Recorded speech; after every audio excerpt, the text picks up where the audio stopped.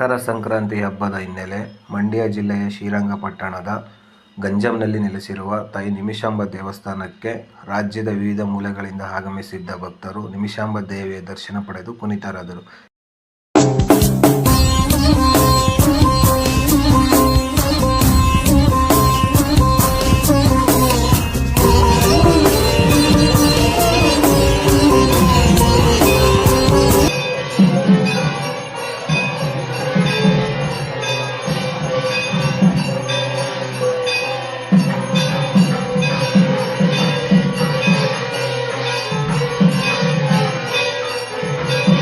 ದೇವಸ್ಥಾನ ಪಕ್ಕದಲ್ಲಿ ಹರಿಯುವ ಕಾವೇರಿ ನದಿಯಲ್ಲಿ ಸಾವಿರಾರು ಭಕ್ತರು ಮಿಂದೆದ್ದು ತಾಯಿಯ ದರ್ಶನ ಪಡೆದುಕೊಂಡಿದ್ದು ವಿಶೇಷವಾಗಿದೆ.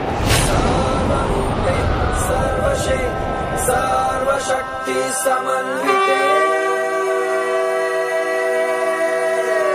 ಸರ್ವರೂಪೆ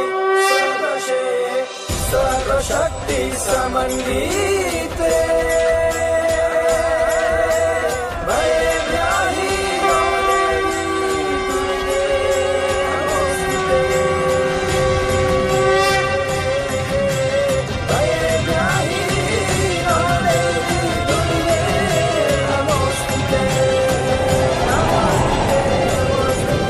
ದೂರದ ಊರುಗಳಿಂದ ಆಗಮಿಸಿದ್ದ ಭಕ್ತರು ತಮ್ಮ ಮನೆಯಲ್ಲಿಯೇ ತಯಾರಿಸಿಕೊಂಡು ಬಂದಿದ್ದ ಉಪಹಾರವನ್ನು ನದಿಯ ದಡದಲ್ಲಿ ಕೂತು ಕುಟುಂಬ ಸಮೇತ ಉಪಹಾರ ಸೇವಿಸಿದರು.